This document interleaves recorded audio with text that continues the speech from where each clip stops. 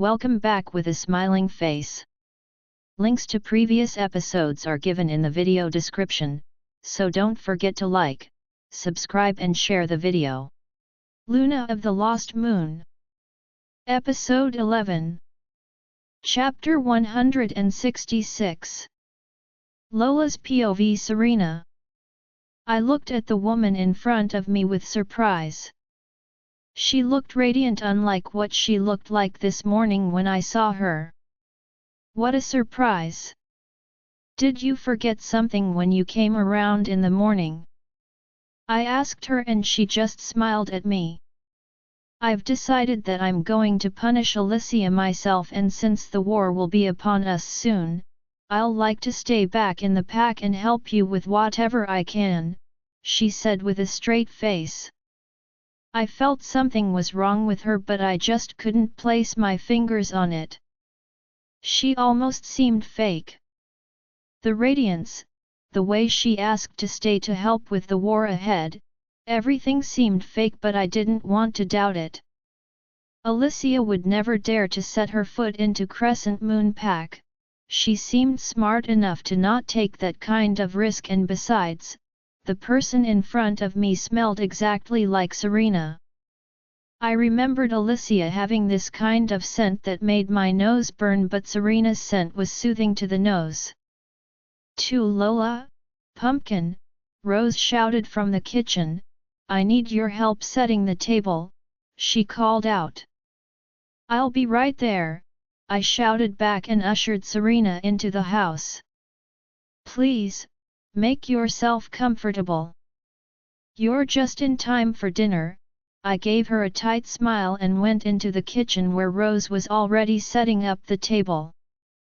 "I don't hear Lila's voice," she said as she looked towards the door like she was expecting her to burst through them at any moment. "It wasn't Lila and the gang, Rose," I told her, and she looked at me questioningly. "It's Serena." "Serena?"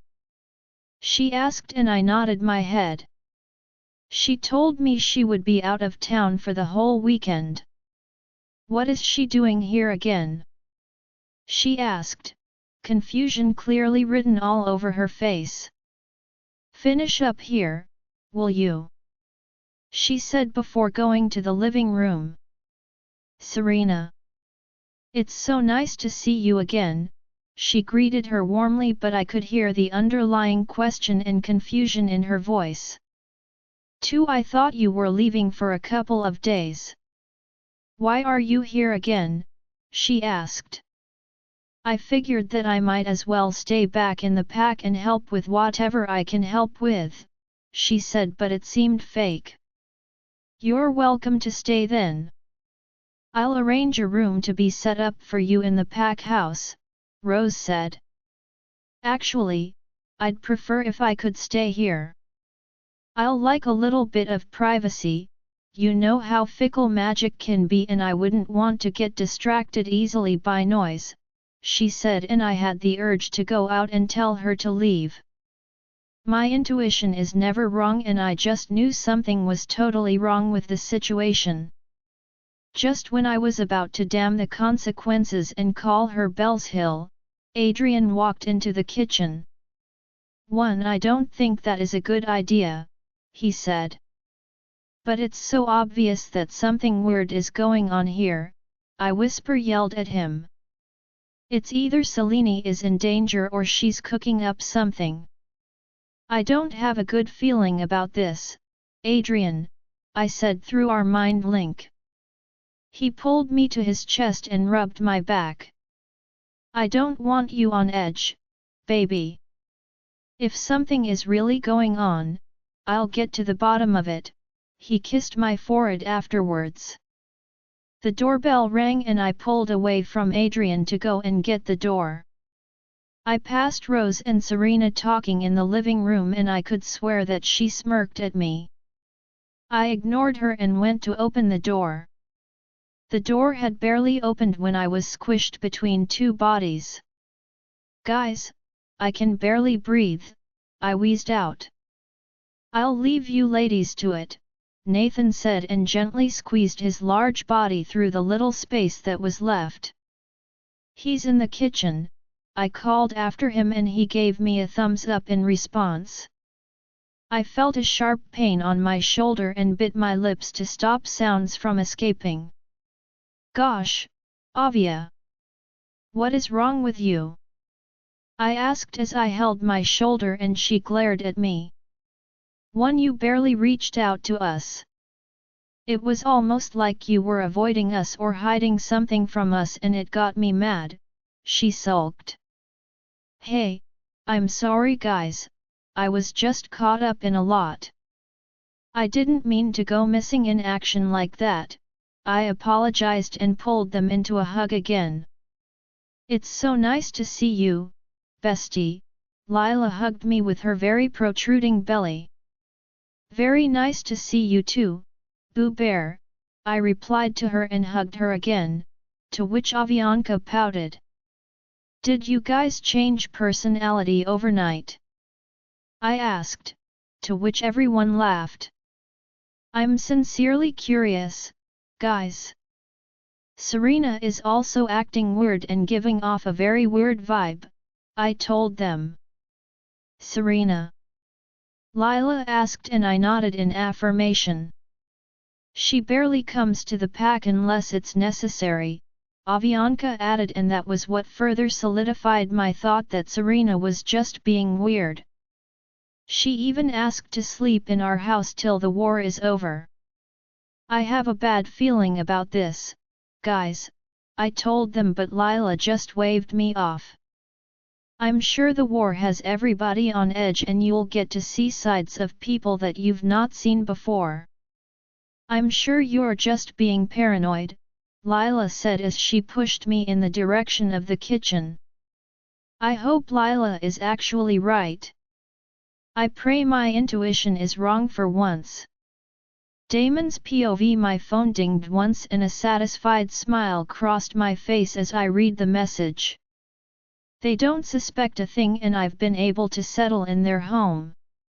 Everything is going according to plan, Damon.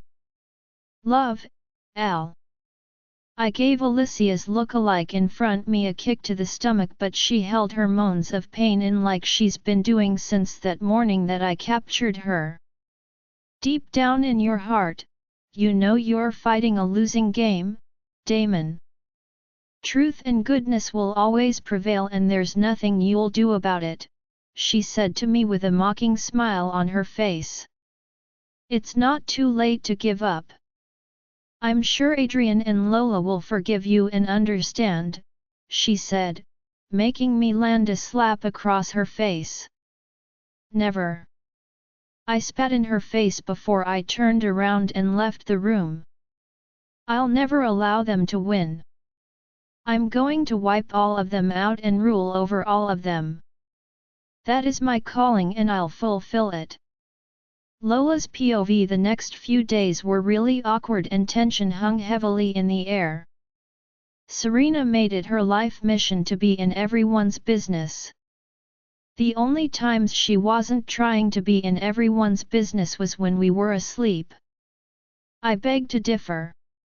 I swear I've heard her outside our room on more occasions than one and it was not creepy at all, Jasmine said sarcastically. I sighed and turned in my mate's arm. His arms tightened around me and he gave me a forehead kiss moments later. The feel of his lips against my skin was heavenly and I almost forgot all my worries.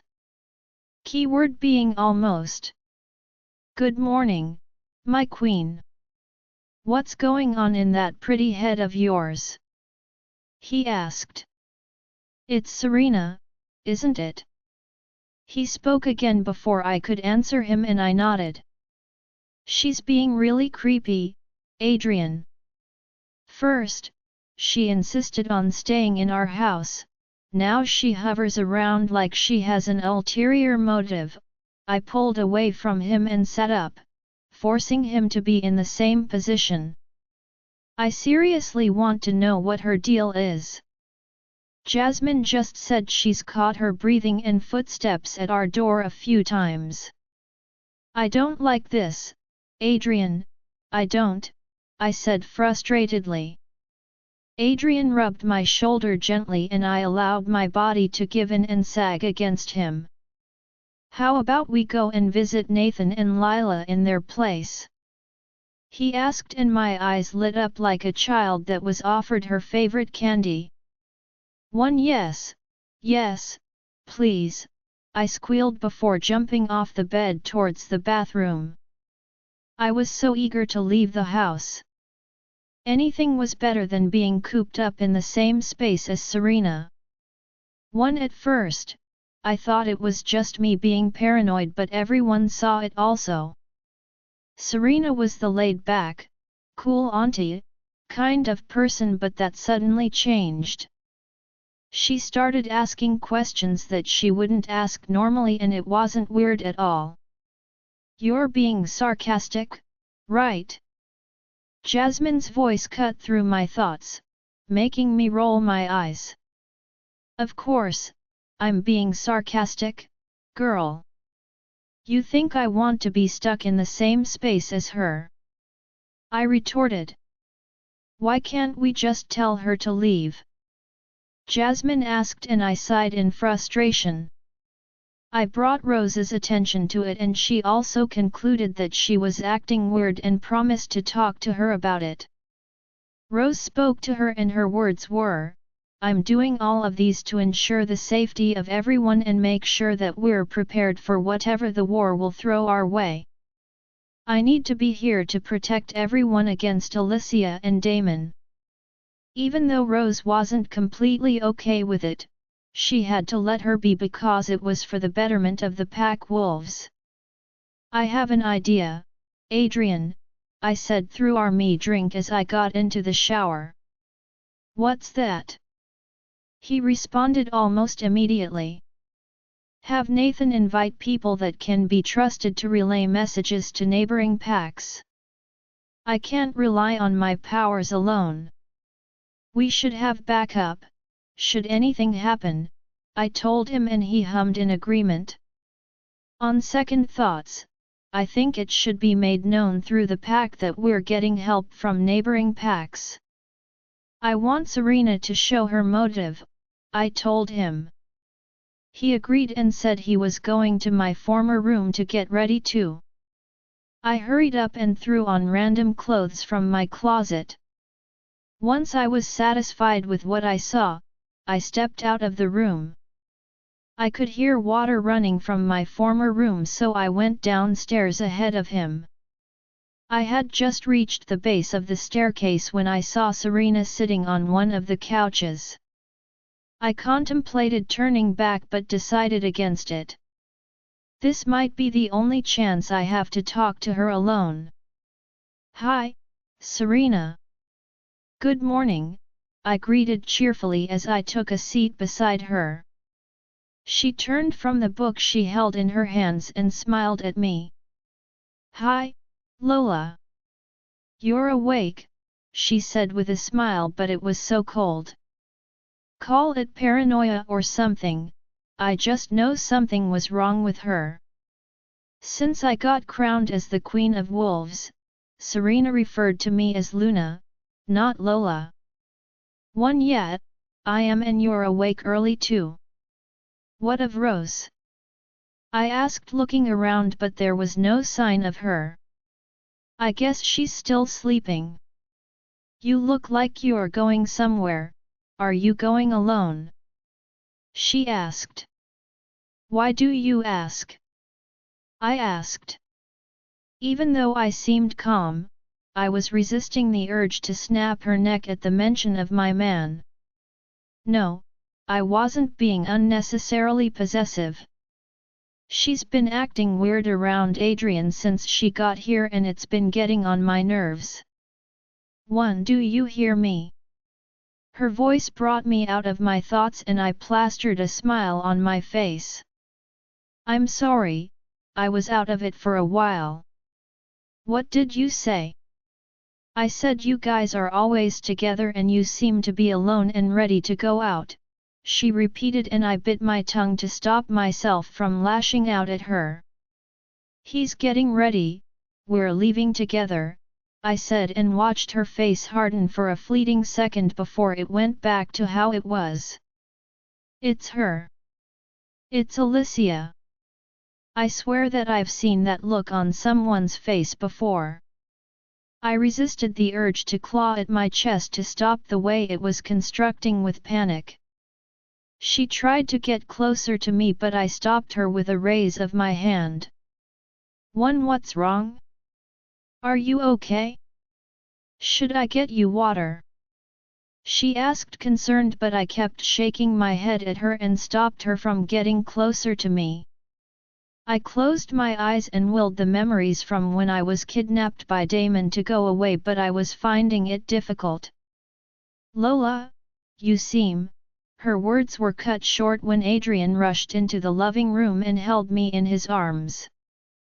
Baby, you're fine.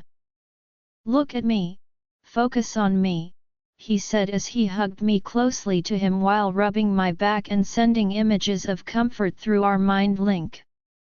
Serena offered to go and get me water while I buried my face in Adrian's chest. I fisted his shirt in my hands and listened to the rhythm of his heart to calm myself. You're no longer there. You're safe with Adrian. I repeated to myself until I calmed down. It's her. It's Alicia. The person in our home is Alicia, not Serena, I told Adrian. Adrian's POV, it's her. It's Alicia. The person in our home is Alicia, not Serena. I knew something was wrong with the Serena in our home but I just couldn't put my hands on it. How could she set her foot into my home after what she did to my mate? Dixon tried to come to the surface but I suppressed him. Not now, buddy, I told him through our mind link but he growled in response. Not now? This bitch hurt our mate and she's in my territory, acting like she hasn't done anything wrong. And all you tell me is to calm down? You must be kidding, he growled angrily as the battle for control continued. She must be here for a reason. We have to find out the location of those bastards too. We can't act rashly, Dixon. The fact that she's here means that Serena is in danger and anything that can cause them to harm her must be avoided. We need Serena, I tried to reason with him. He swore before receding to the back of my mind. The devil in question soon came into view with a glass of water and tried to touch Lola but I stopped her from doing so. Thank you for the water, Serena, but she won't be needing it. She's already fine, I gave her a tight smile which she returned with a very weird one. Babe, let's go. I'll see the pack doctor on the way. I must have had one of my panic attacks, Lola said as she pulled back from me but her eyes were concentrated on Alicia. Do you have panic attacks? Alicia asked from beside me and Lola subtly fisted my clothes in her hand. Yeah, I get them once in a while. I forgot about my medications for a while and that's why this happened. I'll get another prescription from the pack doctor, Lola replied without batting an eye. I'm so sorry to hear that. Can I come along with you guys? I'd like to be kept in the loop of everything that is happening. The war ahead is not a small one and I wouldn't want to make any mistake to jeopardize all we've worked for so far, Alicia said and I clenched my jaw so hard, I was surprised my teeth didn't fall out. Why would you want to follow us? We'll keep you duly informed about everything that you need to know, I replied through clenched teeth. I'm always bored inside here and it will only get worse if I don't have anyone to talk to today, she said and sighed. If Lola hadn't pointed out that she was Alicia, I'd have fallen for her tricks. You chose to stay here and besides, Rose will be around and you can have all the women talk that you guys have, Alicia said, her eyes still on Alicia like she was expecting her to break and let the cat out of the bag. 2-0 yet? Yet, Rose. I'll stay here with her. She needs someone to be with her at all times, she said with an underlying tone of mockery, but I allowed it to slide in case I was just being paranoid. We'll see you later then. Have a nice day, Lola said as she stood up and held my hand in hers. Without sparing her another glance, she walked out of the door and kept walking towards the car without stopping. It wasn't until we were seated in the car that she allowed herself to breathe. She clawed at her chest and her tears fell freely. She's definitely the one. Serena would have called me when I mentioned the panic attack. She was so clueless about everything going on, she was so focused on herself. That was how Alicia acted, she cried. I hope Serena is okay. They must have gotten her, she lamented, and I also sighed. Serena is not the type to allow herself to be overpowered easily. If she's really being held captive by them, she has her own reasons. I hugged her to my chest as I spoke. What if there was no reason and she was really captured and helpless? She asked, tugging at my heartstrings. Where if that's the case, Adrian? She started crying again. That's why we're on our way to make sure that we're prepared for whatever might be thrown our way. I gently kissed the top of her head while she sniffled. I want to start training again, she said after she had calmed down. It's so close, I can feel it. I can't afford to allow my mistake to cost anyone their life again. I have to conquer, she said with fierce determination. After I made sure that she wasn't going to start crying again, I started driving towards Nathan's home where he, Lila and Avianca were waiting for us. Lila and Avianca were the first to meet us. Lila took one look at my mate and became concerned. Hey, bestie. What's wrong with you? Have you been crying? Did Adrian hurt you? I swear if he had anything to do with why you look so sad and gloomy, I'll make him, she said as she turned to me, rage evident in her eyes. She was cut short by Lola, who broke into laughter. I promise you that he's not the one that made me cry, she replied softly. So you admit that you were crying. Why were you crying and why did Adrian make it happen? Avianca was the one who spoke next. One Daxon growled lowly at their disrespect, but I wasn't bothered. I was grateful that she had people who will take her side without thinking twice about it. Guys, the Serena in our home is actually her evil twin, Alicia, Lola said, and the room became dead silent. The girls looked at each other with open mouths. What? How dare her set her foot into this pack after being a peach to you and to Serena? I'm going to kill her, Lila said in a rage and tried to leave the room, but I blocked her with my body. Serena is being held somewhere, I'm very sure of it. We can't act rashly or we'll be putting her in danger, my mate said, and Lila deflated. She walked dejectedly into the living room while we followed behind her. Nathan came out of the kitchen with a cute apron and napkin. He must have been cooking for his wife. You're here. Welcome, guys. He waved at Lola and pulled me into a bro hug. I'll go straight to business since we don't have time to waste, I spoke for the first time since we got there. We're not longer asking for help from the other packs secretly.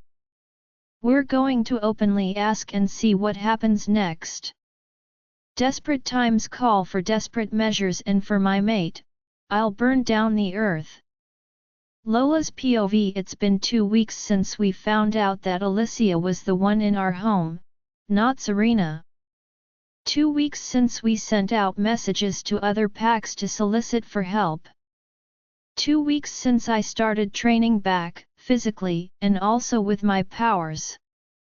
A week since we got response from most of the packs and had troops sent to us to be trained in preparation for the coming war.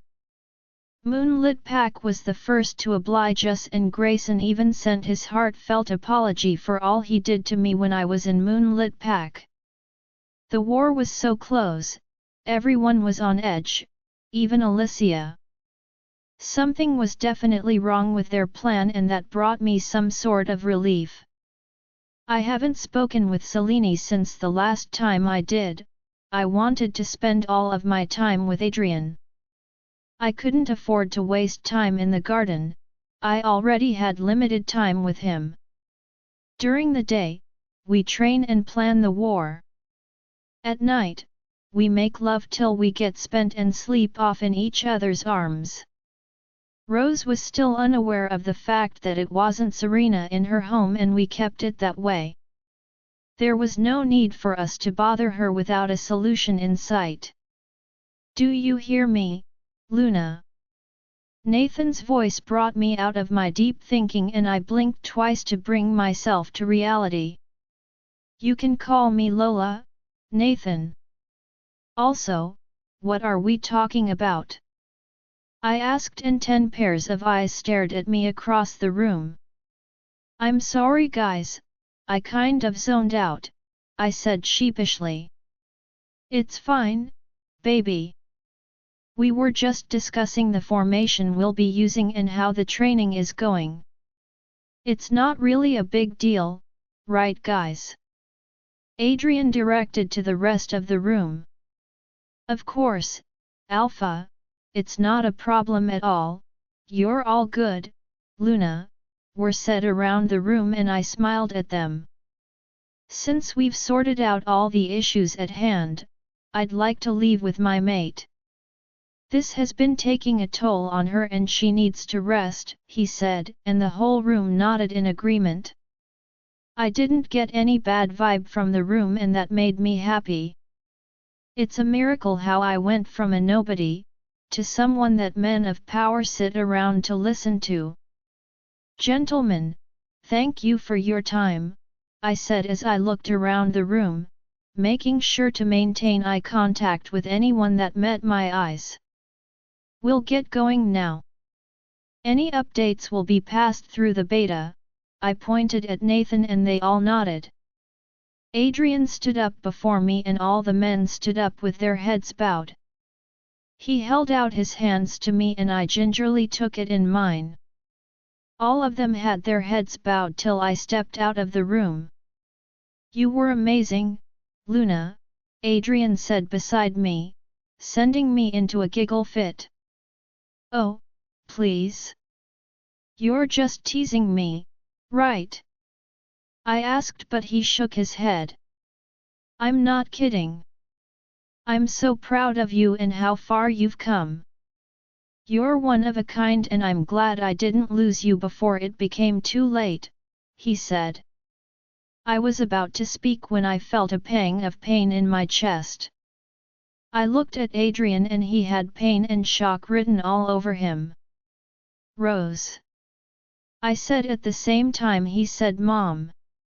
We sprinted out of the pack house, which made us get a lot of looks on our way out. We didn't stop until we reached our home, and Adrian was the first to burst through the door. Immediately I entered, I was hit with the strong smell of metal. Blood. "Rose is hurt." We followed the smell, and it led to Rose's room. Please, please, don't let it be what I'm thinking," I prayed to the moon goddess before I opened her door with shaky hands. It took a moment for me to process what I was seeing in front of me. When I did, I slid to the floor, unable to speak or even breathe. Adrian entered the room and went towards Rose's mutilated body. His hands shook as he touched her, or should I say, what was left of her. Her eyes were wide open and they looked to be begging for help even when life left her. If she had been killed, it would have been better. She was severed into 3 head, upper body, and her lower body. Her insides were spilled all around her and some type of markings were all over the floor around her. I crawled towards her. My brain almost exploding when I saw the occultic markings all over the floor. Alicia. It was her doings, she was the only one on the house with her. Also the only witch that practices black magic. I screamed out in pain as tears streamed down my face. Adrian howled in pain, followed by mine. Soon, the whole pack was howling in pain at the realization of losing a very amazing soul. I saw a note beside her and picked it up. It was already covered in blood but I managed to read it. The contents were, "I can't believe that you people are so stupid to not realize the difference between Serena and I. I've had enough of the games and by the time you get this, your beloved mother would have been gone. I thought I could gather information by pretending to be my sister but you're obviously as useless as you were when you were captured. Don't relax, the war is about to begin. So long." I squeezed the note in my hand and saw red. "All of them, I'll kill all of them without mercy. I promise you this, Rose." I closed her eyes and said a prayer for her soul. I looked at Adrian and he seemed shaken up. I went closer to him and held him against me. "You don't have to hold it in, baby. It's okay to grieve," I whispered to him gently like he was waiting for permission. He broke down in tears. I held him close to me and rubbed his back as he mourned his mother. I cried like a baby but I was still his support. In less than 4 months, he lost both of his parents and I could feel everything he was feeling through our mind link. The pain, the guilt, the anger, and need for revenge all coursed through him at the speed of light. I felt Nathan poking at my mind link and let down my wall. "Yes, Nathan. We're under attack, Luna. And they definitely are not normal werewolves," he said, fear evident in his voice. "Really? Oh, come on. Lola's POV what?" I exclaimed. I said we're under attack and, Nathan tried to repeat but I cut him off. "I heard what you said the first time, Nathan," I snapped. "How much time do we have till they get to the middle of the pack?" I asked him, still holding Adrian to my body. "They did this on purpose. They knew that he'd be weakened by the death of his mother. Well, surprise, surprise, they're in for a treat. Our border just got breached, it's only a matter of time before they get to the center of the pack, Luna," he said, his voice steady as a rock. "Get all the children, elderly and pregnant women into the safe room. Tell Lila and Avianca to watch over them while we take care of these monsters. Inform the troops to be in their position, we'll be with you shortly," I ordered. "And Adrian, is he okay?" he asked in concern. I took a deep breath before I answered him, "We'll be out shortly, Nathan.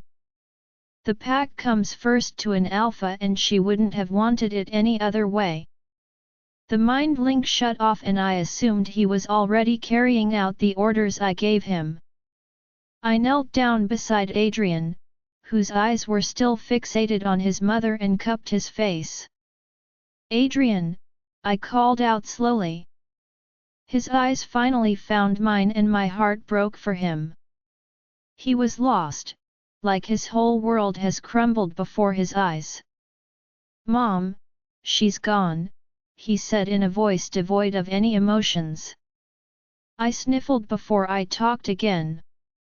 She's in a better place, Adrian, but our pack members are not, I said slowly, not wanting to upset him. She wouldn't have wanted this, she would have wanted you to go out there and put those bastards in their place. We're under attack, our people need us. We didn't come this far to allow them win at the end of the day, I told, slowly gauging his reaction. You're right, he said and got to his feet, pulling me along with him. I'm going to make sure it all ends today, everything ends today, he said in a voice that sent shivers down my spine. Yes, Adrian, it all ends today. I'm sorry. I hugged him tightly, not caring about the blood covering both of our body. I'm sorry, Adrian. I'm really sorry for everything, I told him. None of this was your fault, how could we have known that she would resort to such measures? He told me before placing a kiss on my forehead. 3. He held my hands in his and we ran out of the house together. When we got to the pack house, all formations were in place already. We made our way to the front of the line, where Nathan was already waiting for us. He bowed and looked at Adrian before his eyes glazed over, indicating that they were communicating through the mind link. The children and elderly? Are they safe? I asked him after they finished their discussion and he nodded. Lila and Avianca are trying their best to calm them down, he said and I acknowledged it with a small nod of my head. I could hear footsteps coming from the pack border and my eyes watered from the smell of rotten flesh that was in the air. Adrian held my hand in his and squeezed gently. Stay by my side, no matter what. I can't afford to lose you too, he begged but I didn't say a word. I smiled at him and tried to keep my tears at bay. It's too late, Adrian, too late. The intruders soon came into view with Damon in the front row and Alicia by her side but that wasn't what caught my attention. Serena and Faye were in chains and were being dragged by some creatures that I couldn't explain. 2. They looked like they were stuck halfway into morphing into their wolves. Their lower body was like that of wolves, their backs were bent at a very weird angle with hair lightly covering the expanse of their back. Their faces were morphed into something between a wolf and a human. Was this what they needed my blood for? My breathing came out in puffs and I felt like the earth was shaking beneath me. Holy crap, Nathan said from beside me and I couldn't agree more with him. Nothing we trained for would have prepared me for what I saw in front of me. Alpha, someone said from behind us. We wait for them to make the first move, they're under someone's command, he said. I just can't figure out who exactly, he said through our mind link while squeezing my hands in his. I was impressed that he figured it out already. Alicia. She's the one that can have them under the control of her black magic, I told him through our mind link. At the mention of her name, Jasmine and Daxon growled in anger. She's mine and mine alone to kill, he growled. Well, I see you're still covered in the blood of your mother, Damon said from where he stood with his entourage. I had so much fun killing her, Alicia added with her cackle. Poor thing begged me to spare her life. She looked so ethereal as her life slipped from her, she said and Adrian growled loudly beside me. Baby, you need to calm down, I said gently but he kept on growling, Daxon almost taking control. Snap out of it, Adrian, I screamed at him through our mind link, snap out of it. You're falling into their trap, they're obviously doing this to rile you up. So, for the sake of everyone, get you together, I snapped at him. He closed his eyes and took deep breaths, making me breathe a sigh of relief. What do you want, Damon? I snapped at him. Your mate's head on a platter and authority over every pack wolf, he said with a grin, to which I scoffed. You're going to have it. Leave while you still have your head on your neck, I told him, but he just laughed. I should have known it wouldn't go the easy way with you. Fine, we'll do this my way, he said, and all broke loose. Lola's POV: I should have known it wouldn't go the easy way with you. Fine, we'll do this my way, he said, and all broke loose. His creatures charged towards us and our men started shooting them down too. Guns barely had any effect on them, and that was when I knew that we were in trouble. Wolf forms, now. Adrian commanded and we all changed into our wolf form. We had been training for any possible scenario and I couldn't thank the moon goddess more. My thoughts were on how to rescue Faye and Serena. Even if I decided to fight Alicia with my powers, Serena was the only one that knew how to subdue her finally. I made eye contact with her and that was all I needed to know, that I needed to free her for this to end. I need to get to Serena. She's the only one that can stop Alicia. We need her to stop Alicia, I screamed at Adrian through our mind link. What?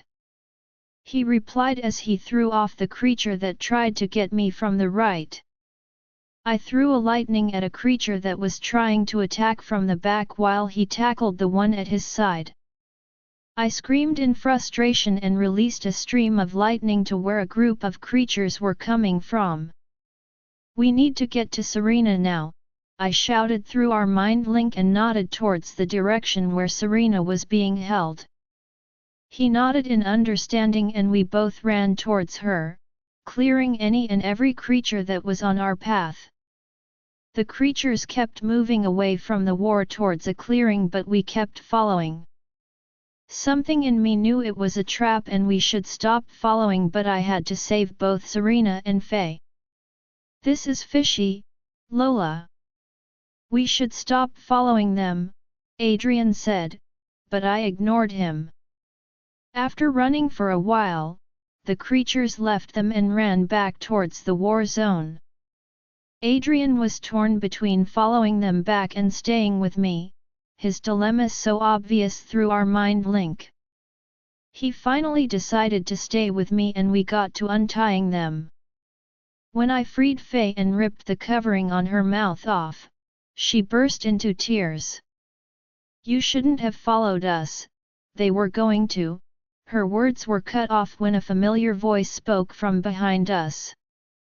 Allow me to break the news to them myself, Damon's stupid voice said from behind us, and I hid Faye behind my body. Trying to play the hero, are we? Alicia said as she appeared from nowhere, and I felt Adrian go rigid beside me with anger. I interlaced our fingers to try and calm down. You're playing a losing game, Damon, I said, and watched his jaw tick with anger. Seeing that small things rile him up, I stood up, gently pulling Adrian with me so that he could see our interwoven fingers. First of all, you're just a loser who doesn't have proper love from his parents growing up. So you decide to take out your misfortune on others. I laughed and heard a slight change in his breathing. It's working. This, I held up mine and Adrian's intertwined fingers, is something that you'll never experience. Not if you forcefully take me from my mate, not from the worthless power-hungry piece beside you, not from your mate that you treated like trash, I told him calmly. You can never be enough, not for yourself, not for anyone, I smiled as I gently walked towards him. His face was in a permanent scowl and he looked like he wanted to skin me and wear me around his neck. You made a mistake. He spat angrily. You're all going to die here and I'll take over your stupid packs. Guess who will not be enough then? He laughed maniacally but I kept my cool. You're getting riled up by Damon. If you're half the man you claim to be, why don't we go at it, one-on-one? I looked him dead in the eyes. Fear crossed his eyes for a second before he masked it and smirked. Why would I battle with a weakling like you? Your man should be able to stand in for you. Right. He looked at Adrian who gave him a smile and nodded without hesitation. Oh, and Alicia. I called out and she looked at me like I was beneath her. Why don't you face me too? I asked and she scoffed. Unless you're scared I'll beat you down. I smirked at her. She rolled her eyes before kissing her teeth. I dunno. Big man over there is going to cry like a baby if anything happens to his mate, she said, hoping to get a reaction from us but we didn't react. I saw their group of monsters coming towards us and put up a protective shield wide enough to enable everyone to move but still gives limited movements. I knew something everybody else didn't, not even Adrian. The protective shield weakens other people except me. Also, you can't communicate with those outside the bubble, which means Alicia's control over the monsters was null and we couldn't communicate with our warriors too. I prayed to the moon goddess for everyone to be okay and that was when it all started. Alicia sent a black ball towards me but I dodged it in time and sent lightning towards her, sending her against the shield. She stood up almost immediately and sent another ball my way. Our game of throwing and dodging continued for a while until one of her balls hit me in the chest, making me fall close to where Serena and Faye were supporting each other. Lola! Faye screamed and tried to come towards me but I held up a hand to her to quiet her down. Serena held her back and nodded at me. She must have understood what I was trying to do, she had full knowledge of how capable I was after all. Is that all you've got, Peesh? Alicia asked with a smirk but I just laughed at her. The real question should be is that all you can do? I mocked. She got enraged and looked like she wanted to rip my head off.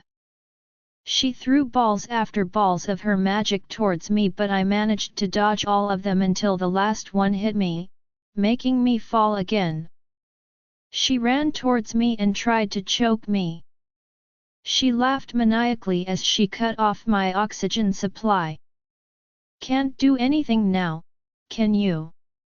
She screamed in my face.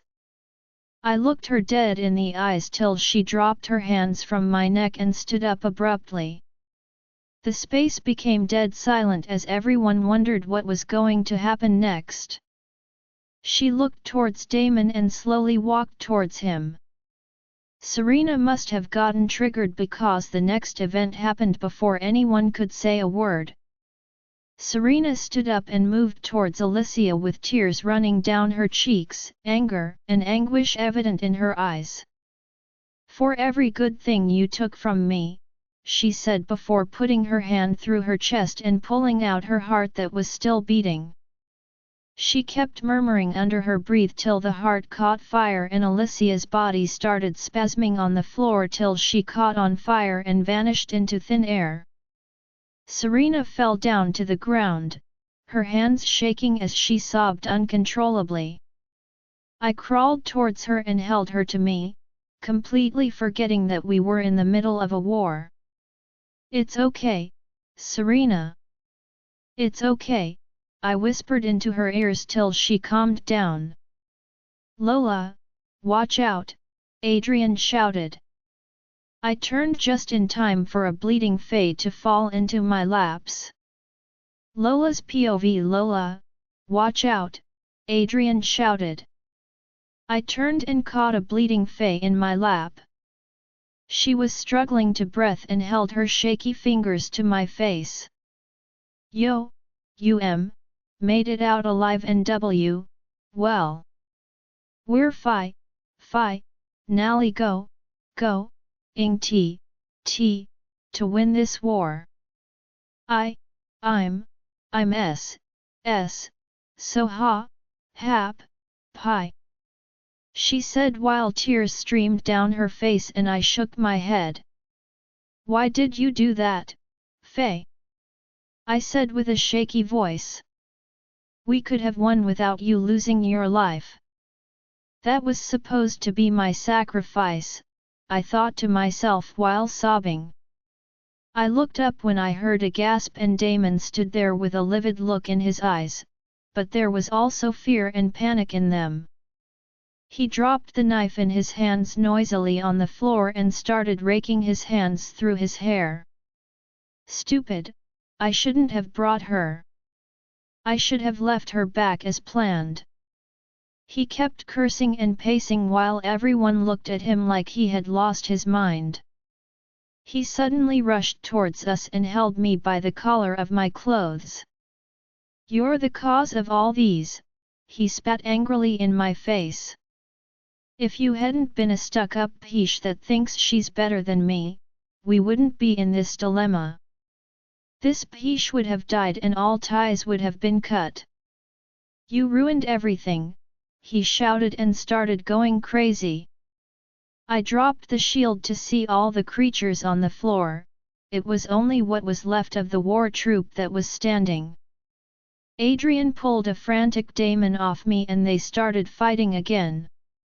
I stood up and two warriors came over to me to help carry Serena and Faye to the pack clinic. Now! I ordered with tears running down my cheeks and they were lifted off the ground and carried towards the pack clinic. Adrian, I called and he gave me a sad smile. I'll be with you shortly, he replied and I knew what that meant. Damon wasn't getting out of it alive. Too bad I couldn't stick around to watch him get pulled apart for all he has done. We got to the pack clinic and the pack doctor was already waiting for us.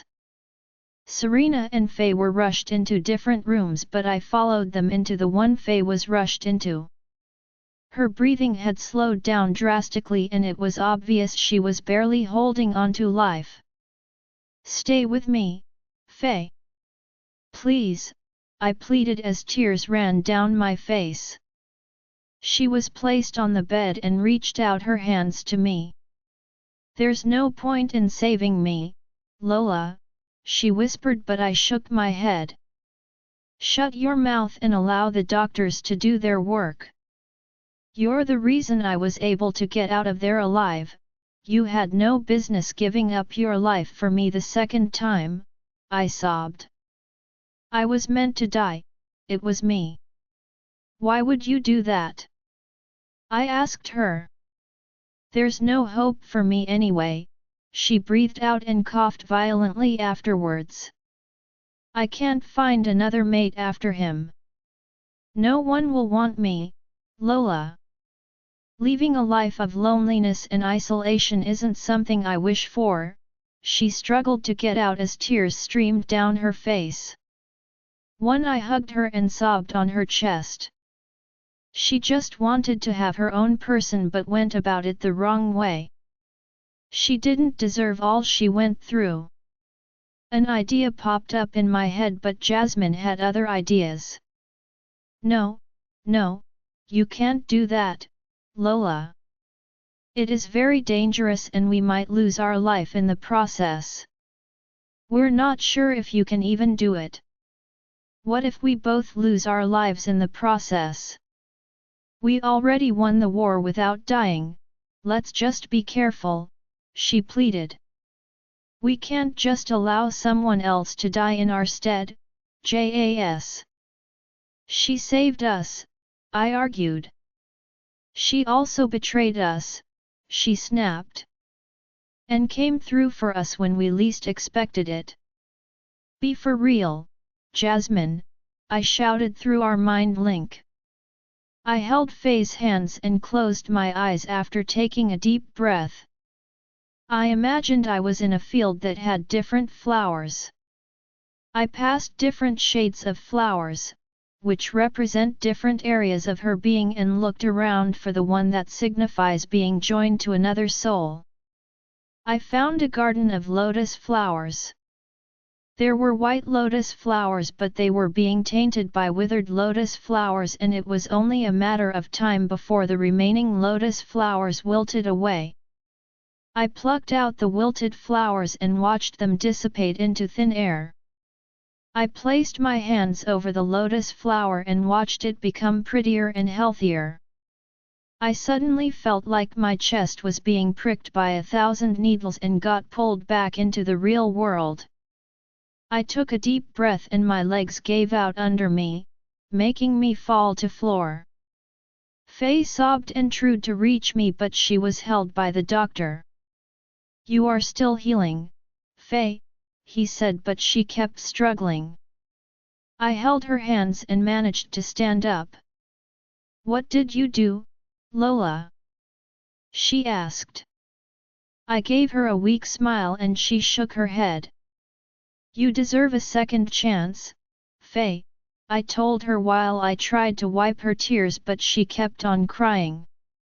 No, she tried to speak, but I shook my head at her. I felt my energy depleting and left the room on wobbly legs. I slowly made my way through the clinic hallways with the sole aim of locating Serena. I smelled them before I could see them. Just when my legs couldn't carry me forward anymore, Adrian caught me before I could fall. Lila, Avianca, and Nathan were also there. Lola, baby, what's wrong? Adrian asked me, concern written all over his face. I cupped his face and tried to smoothen his wrinkle.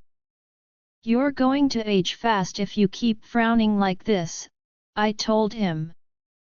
What did you do, Lola? Lila was the one who asked. Come on, not you too, Lyle. It's not good for the baby. I reached out my hand to her and she knelt beside me, tears already gathering in her eyes. I did what I had to do, guys, I said weakly, slowly feeling myself slipping away. Adrian, and that was when the darkness took over. Adrian's POV. She didn't finish her sentence before she fainted. I carried her without missing a beat and ran into one of the wards.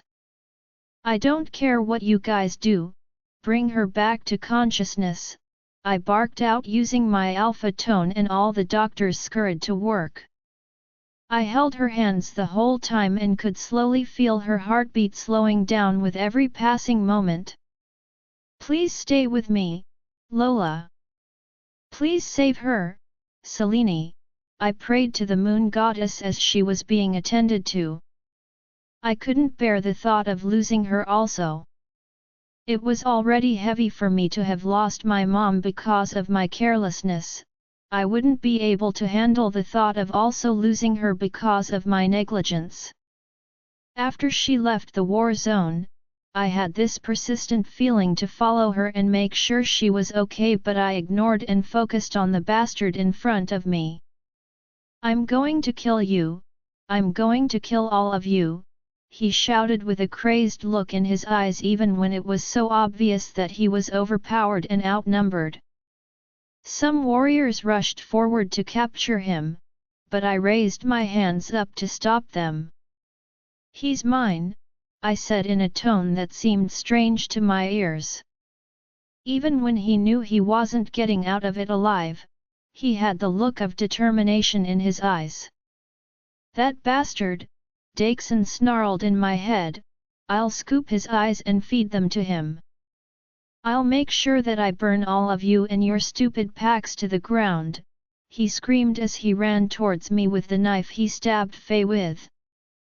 Just when he was going to stab me, I maneuvered my body to the side and gave him a fatal punch to his throat. He choked on his saliva and waved the knife in all directions. He came at me again, but I stabbed him. He fell to the ground, but I kept stabbing him even when he choked on his own blood.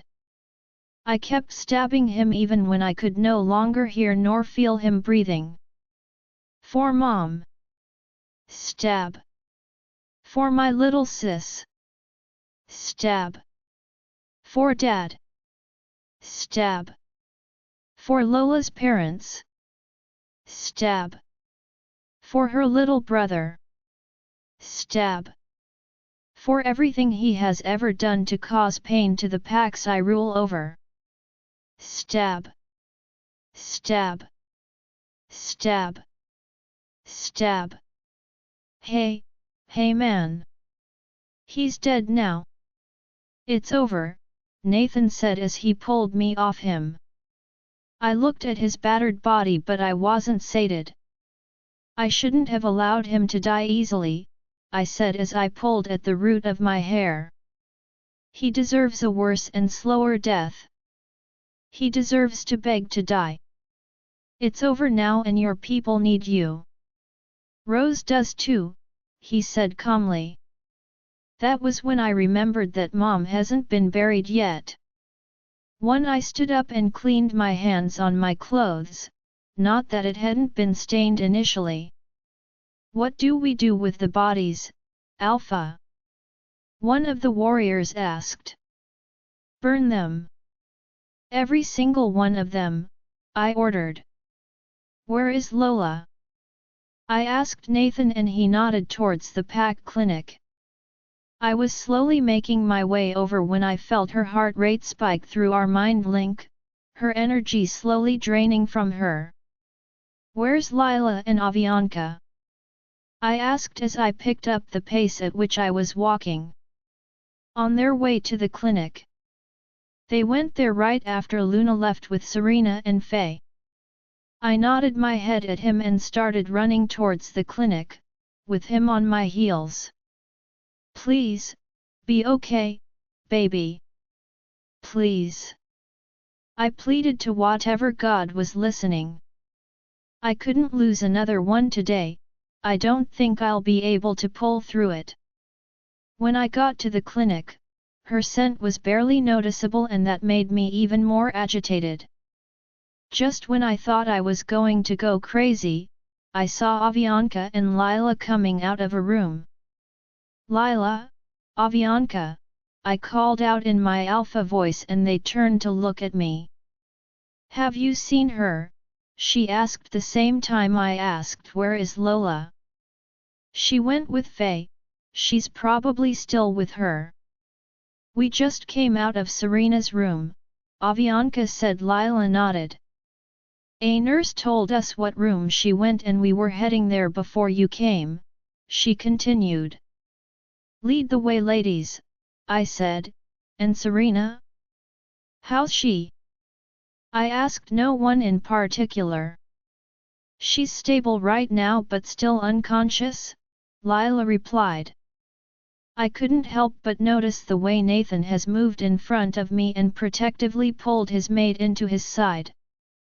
My heart constricted and I hoped my mate was fine and I was just being paranoid.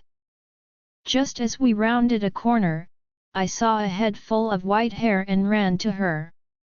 I caught her just in time or she would have fallen to the floor. Her skin was very pale and her heartbeat seemed to be slowing with every passing second, which scared me. She was about to say something else to me when she blacked out. 2 hours after I was thrown out of that room, I still haven't gotten any feedback from the doctors and nurses carrying everything in and out of her room. Our bond was hanging on by just a strand and that strand was growing weak by the moment. Please, save her. Please, save her. I can't lose her too, I can't lose her again. I can't. I placed my hands on my head as I paced up and down. The doctor soon came out and I got my answer as I looked at his face. You better get back in there and bring her back to life. She's your Luna and you won't save her? Don't make me repeat myself, I said calmly, which shocked even me. She didn't make it, Alpha. He shook his head as tears gathered in his eyes too. I ignored him and walked into the room to find her as still as a log of wood. I fell to my knees and howled painfully. How am I supposed to continue living life? Adrian's POV. What are you kneeling and howling on the floor for? Lila questioned as she walked past me and went to where Lola was lying still. Lola, these people are calling you dead but I know you're not. So what, if your skin has lost all colors? It doesn't matter, right?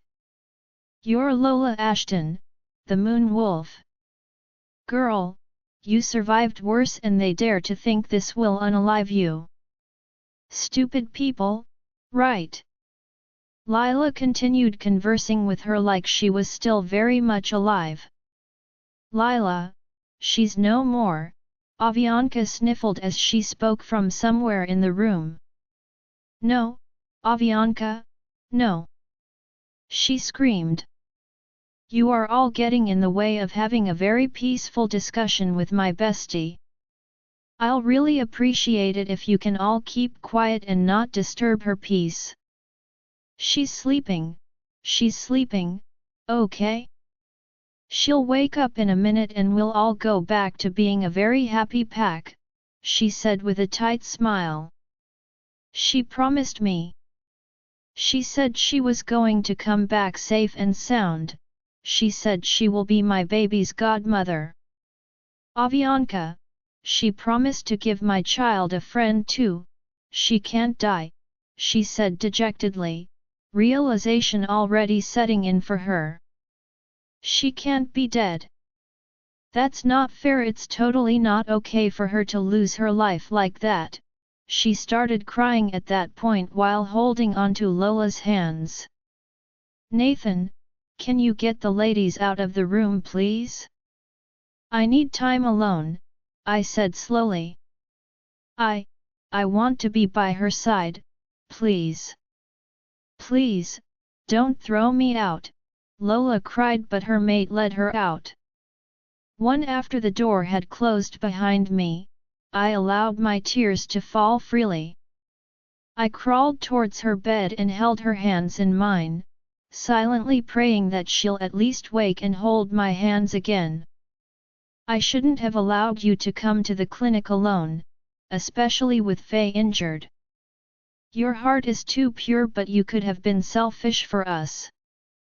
For me, Lola. You're supposed to be my support through losing Mom, but now I've lost you too. None of this is fair, none of it, I cried into her chest and placed my head right where her heart was. It was faint, but I swear that I heard her heart beating at the same time our mind link started thrumming slightly with life.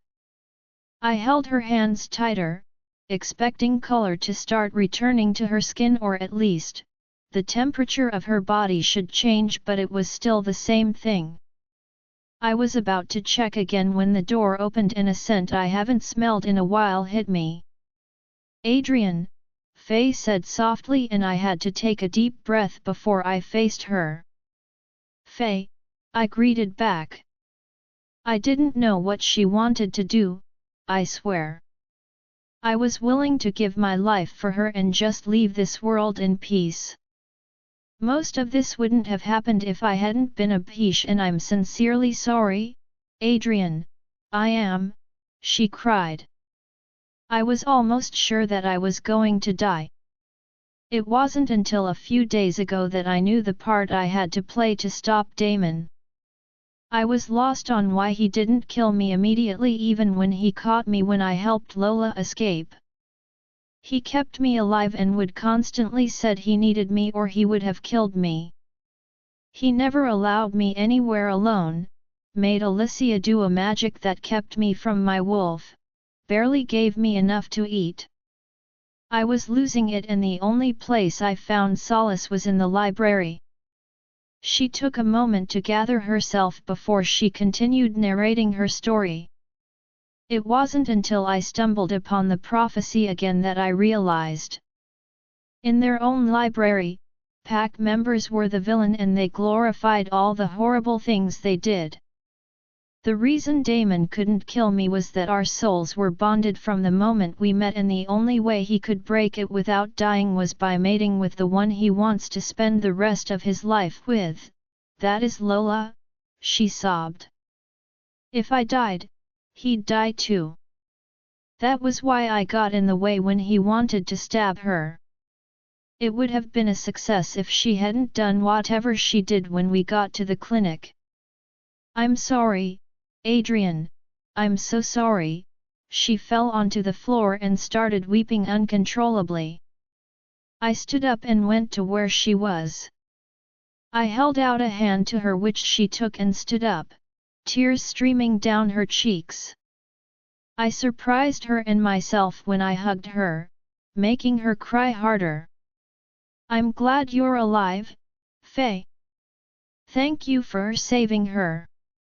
Twice, I told her and she stepped back and shook her head. I didn't save her. I couldn't save her. I'm sorry that I couldn't save her, she sniffled. One you did. Because of you, I was able to spend her last days together with her, doing what we loved. You saved her when you helped her escape and you also saved her when you took the knife for her. She gave herself up, you didn't make her do it. You know by now that you can't make her do whatever she doesn't want to do, I smiled at her and she nodded with a watery smile. I'll be leaving the pack, she suddenly said. Why? You're always welcome here, Faye. This is your home, why are you leaving? I asked her, genuinely concerned for her. I don't have my wolf anymore, Adrian. I will fit in with the humans. She gave me a fresh start and I owe it to her to love right this time around, she said and I nodded. If you ever need to come back home, Crescent Moon is always open to you, I told her and we hugged one more time before she walked out of the room. I walked back to Lola's side and she looked like she was almost smiling. Our mind link was still thrumming slightly and that made me make a decision right there. I went to the doctor and did every necessary thing I had to do. I just know that she's alive. She has to be. Lola's POV. Jasmine. Jasmine, can you hear me? Please, say something. Anything? Jasmine. I shouted into the black void around me but I got nothing in response. I had been in this void for God knows how long. At first, I thought JAS was drained from whatever drained our magic and would be back to me in no time but I was wrong. She's been silent for an awfully long period of time and I was starting to get paranoid. I thought I was going to wake up in the garden but imagine my panic when I woke up in a void. I had trekked until my body could no longer carry me and had fallen. I had slept and woke up in the void and there was still no Jasmine nor sign of life. I slept on the floor feeling tired and curled into myself. Adrian. My chest hurt when I thought of him. How was he holding up? I didn't even say a proper goodbye to Rose. How would Lila and Avianca be feeling? I really wished I had met her baby at least. I had lost everything, even my wolf. If only I had let bygone be bygone and left Faye when she told me to. Yes, yes, you should have. There was no point in saving her. She almost killed your mate once and had always been against you in the Crescent Moon pack. What if she's with Adrian now? She was his chosen mate, after all, a voice rasped in my head, jolting me into a sitting position.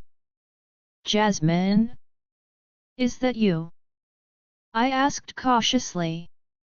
TCH, as if, the voice replied before cackling and moving farther away from me. I scrambled on my feet and went after the sound. Who is playing with me? I shouted, scared and frustrated. Can anyone hurt the dead? Am I even dead? Show yourself if you dare, I said into the void, looking around to see if anyone would come out from the darkness. Even if they did, would I be able to see them? I laughed at this question and sat on the floor. My laughter soon turned into tears and I just sat there, sobbing uncontrollably. But you did the right thing, a softer voice sang this time around and I sat up, looking around for where it came from. You knew she wasn't supposed to die and you saved her. You didn't allow your heart desires to win, you didn't allow your selfishness to get in the way and your pure heart is what is going to save you, the soft voice said. While I know what you're talking about, why can't I see you? Who am I even talking to? I asked but got no answer. I sighed and was about to give up when I was suddenly blinded by a bright light. I shielded my eyes and blinked a few times to adjust to the light. When I finally opened my eyes, I was in a throne room made of gold, everything in the room shone and looked magnificent. My attention was grabbed by the three mythical beings that sat on the thrones in front of the room. I've heard about the Moirai, also known as the Fates, but I never thought I'd meet them so soon. Above Clotho's throne on the right was a spinner which represents what she does. Lachesis has a measuring tape above hers and Atropos has a sword above hers. There were different shelves of clocks, probably depicting the lifespan of everybody. I was amazed and afraid at the same time. Why was I here and not just sent back to the garden? Why am I here? I asked when the silence was getting unbearable for me. The sisters seemed to be perfectly comfortable sitting in the silence. Lola, welcome to the in-between, Clotho said to me and smiled, but I didn't feel at ease one bit. The in-between? That means I'm neither dead nor alive. I didn't know if that was also bad news or good news. Well, it might be. If my time isn't up and I'm sent back, I get to be with my pack and my mate. If I cross over, I get to be with my parents and brother. Either way, it was looking to be good news for me. We're confused on whether to allow you to cross over or send you back to your mate, Clotho said. I say we make her cross over, Atropos said. She gave up her life when she could have stayed alive. Why not help her finally and help her move on to the other side? She asked with a huff and crossed her arms over her chest. Atropos, we already discussed this, Lachesis reprimanded her. I'm so sorry about my sister, Lola. You're here because you've been selfless and deserve a chance to pick which direction you want to go, she concluded her sentence. It might be a very hard decision to make, but your heart will guide you, Clotho spoke up. Some sort of screen surrounded by flames opened up in front of me and I saw my mate, Lila, Avianca, and Nathan. They seemed fine to me. Lila was carrying a bundle in her hands and everyone flocked her. Adrian was distanced from them a bit, but he's always been one to keep to himself. She gave birth already. My breath caught in my throat as I took in the baby who looked like the splitting image of her mother with her fiery red hair. My eyes watered and I sniffled severally to keep my tears in. Just how much time has gone since I left them? I asked no one in particular as I fixated my eyes on the screen. She's beautiful. My beautiful goddaughter, I whispered and tried to touch the screen but my hand went through it. The scene soon changed and it was Adrian checking a picture of us together and crying, but that wasn't what made me shocked. Beside him on the bed was me laying lifeless and dressed. He held my hand like I was still with him and continued to cry, which broke my heart into pieces. Why was I selfish? How could I cause him so much pain? How is my body still so fresh? Why is he holding on to me? I asked in a broken voice. Why won't he let go? He should stop punishing himself like this and move through life while he can. I fell onto the floor and started sobbing uncontrollably without taking my eyes off the screen. He doesn't deserve to go through so much. Lola's POV. I'll go back, I said without hesitation. You choose to go back? Clothes asked and I nodded my head. You don't want to talk to your parents at all? Rose and Jaden are at the other side too.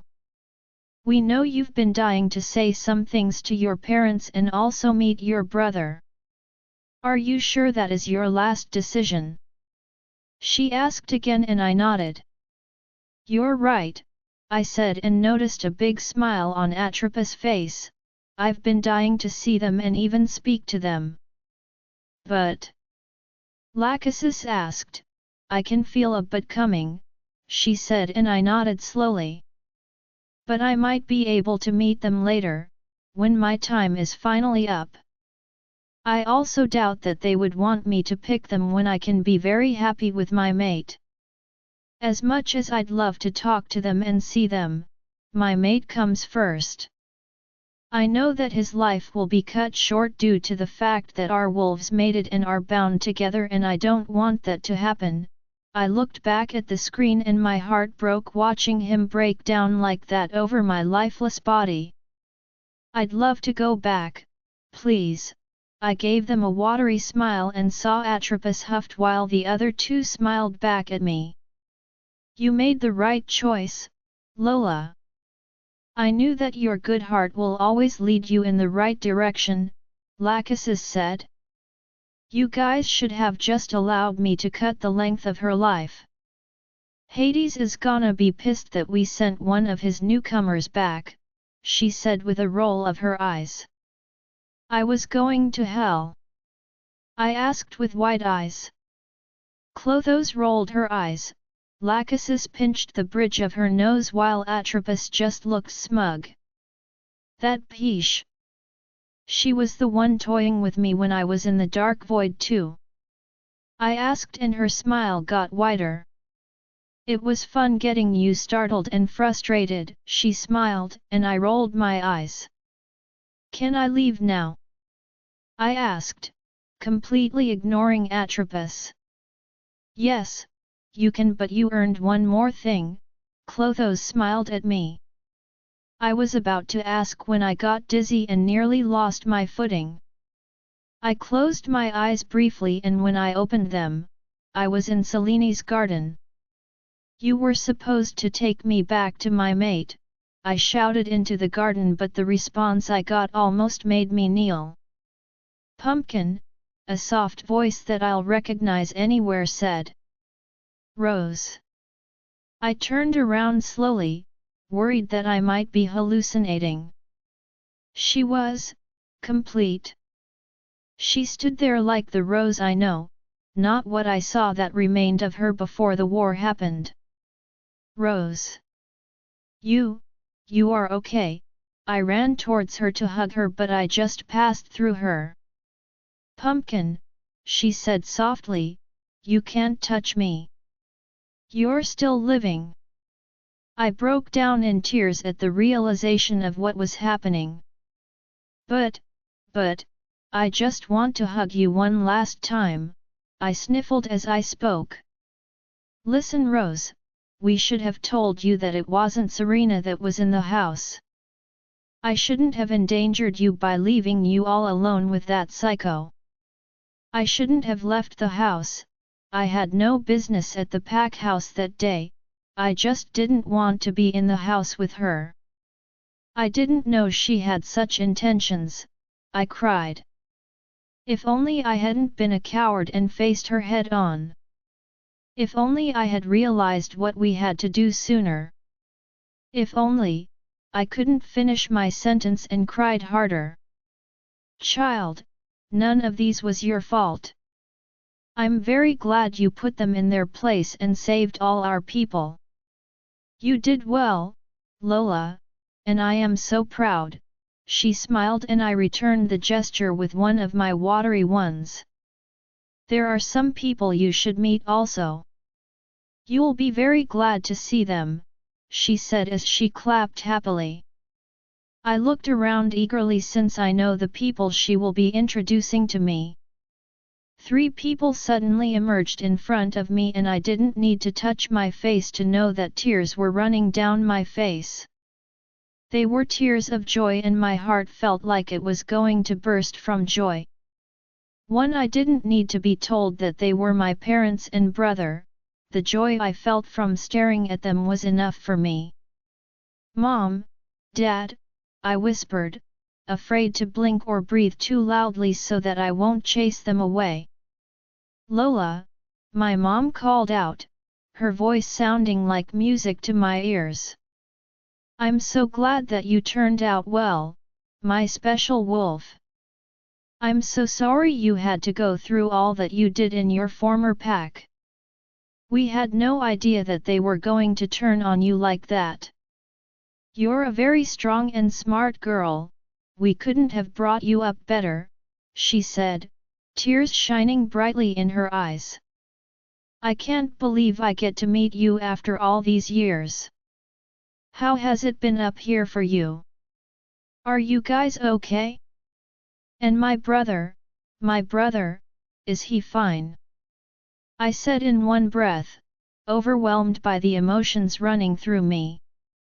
You're amazing, my daughter, Dad said, and I sat down on the grass, weeping profusely from joy, wishing that I could hold them just once.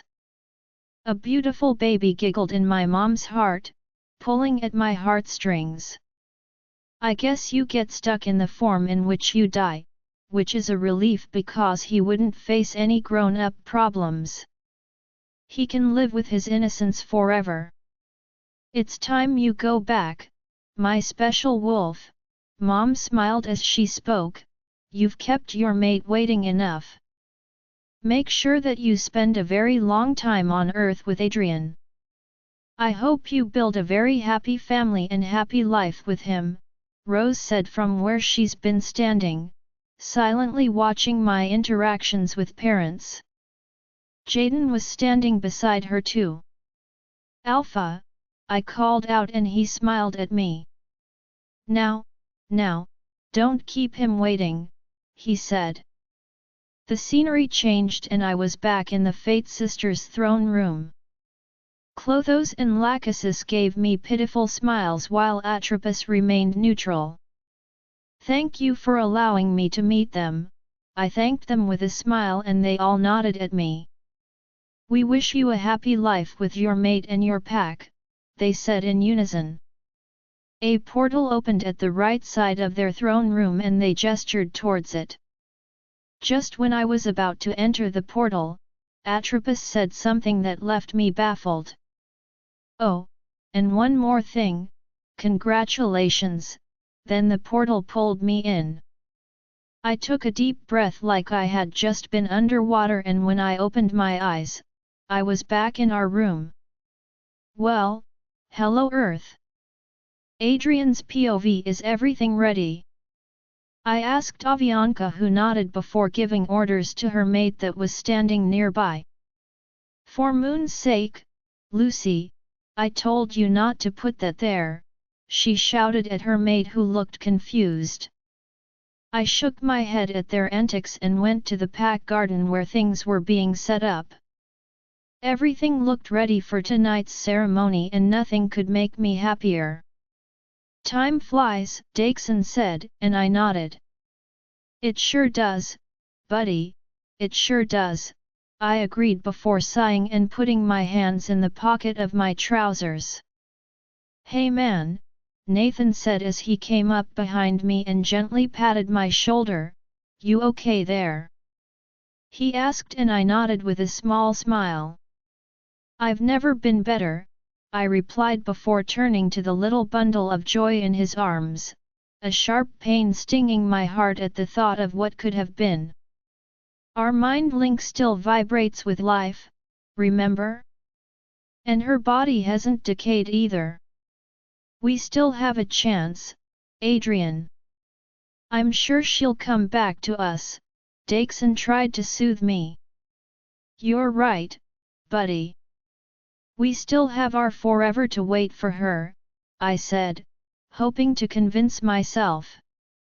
Hi, Lola, I smiled at the beautiful child who looked exactly like her mother.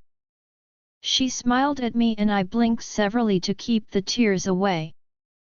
She would have been thrilled to have a mini version of Lila named after her. You're still not going to hold her?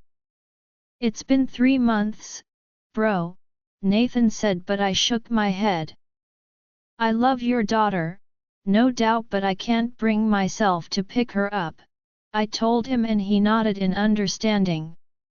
Lila went into labor after I told them to leave the room, and when I was busy putting things into place to transfer Lola's body to our room, she gave birth to her daughter. When I went to see her, she named her Lola, which made me feel like I'd be accepting that she's no more if I ever held the baby. The only Lola I want to hold is my mate, and I wouldn't go against what I stand for. I explained to Nathan and he understood why I wouldn't pick up his child. I wouldn't have gotten through those 3 months without him, and I was definitely grateful to him. What are you boys doing standing around? The ceremony is in 4 hours and you're not getting ready yet. Lila said as she came into view, her hand on her waist. We're guys, we don't need 4 hours to get ready, Nathan replied to her as he placed a quick kiss on her lips, to which she smiled. Adrian here needs to sleep. He has been in the pack house since yesterday and I'm sure he didn't sleep a wink. We don't want you falling asleep on us when we start the ceremony, she said, and I rolled my eyes. Oh please, Lila. I've been through worse and I'm still standing. It was her turn to roll her eyes at me. Just because you've been through worse doesn't mean you have to go through this too, she said. You can go home now to rest while we finish up here. You should also check up on her, it's her 19th birthday after all, she said, her voice breaking towards the end, and I nodded. Yeah, I should, I said as I patted Nathan on his shoulder, I'll be back before you know it. With that I left the pack house. I had almost gotten home when Dakeson started getting restless and our bond began to vibrate with more life than it did before. Are you thinking what I'm thinking? I asked him and he hummed in agreement. I picked up pace and ran the rest of the way to our home. I took a deep breath before I opened the door to the house. It has never been the same since I lost her and Mom. I barely stayed in the house during the day, and at night, I stay up watching her for any sign of life. The air in the house felt different when I opened the door, but I couldn't quite place my fingers on what was different. I made my way to our room and gently pried the door open. My heart almost stopped when I couldn't find her body. I opened the door fully and burst into the room, frantically searching for her. I opened the bathroom door, almost tearing it off its hinge, but it was empty. My heart started beating erratically, the sound of my heartbeat tuning out everything else. Where could she have gone? Damon is dead.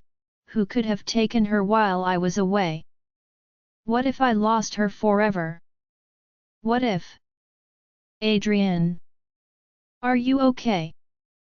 The angelic voice that I had waited to hear for 3 months reached my ears. Lola. I stuttered and blinked severally to be sure that I wasn't in a dream and she was really in front of me. I haven't been transported into an alternate universe, right?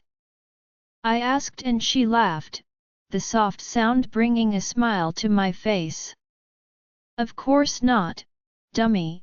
She tapped the bridge of my nose with her index finger and electricity zapped through me at the contact. Yup, definitely our mate, Dakeson said happily in my head. I pulled her into a hug and sobbed into her shoulder, startling both of us. I thought I lost you forever. I thought I was being delusional and you were not going to come back to me. I'm so sorry I wasn't able to protect you from everything. I really, my rambling was cut short when she placed a chaste kiss on my lips. None of what happened was your fault, Adrian. No matter the outcome, I already knew how it was going to end, she said, and I looked at her in confusion. What does that even mean, baby? I should have protected you, I promised to. I tried to argue but she shook her head. No, Adrian. Selene had already told me that I have to give my life to save all of the pack wolves. Lola's POV. The look on his face when he took in what I said broke me, but I had to clear the air, to make him stop blaming himself and make me free from the guilt of keeping such away from him. You purposely have your life up because it was all part of the big plan? He asked and I nodded, hoping that he would understand why I had to do that. So when you asked me to allow our wolves to mate, you already knew what you were doing? He asked and I nodded my head.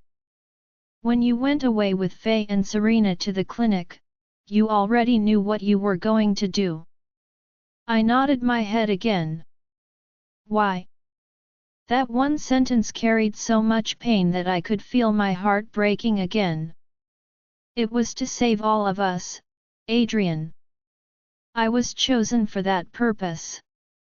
I couldn't bear losing all of you just to save myself. I wouldn't be able to live with myself. I'm so sorry, Adrian, I'm so sorry, I cried as I spoke. He pulled back from me and stood up, tears streaming down his face. You could have told me, Lola, he said with evident hurt on his face and in his voice.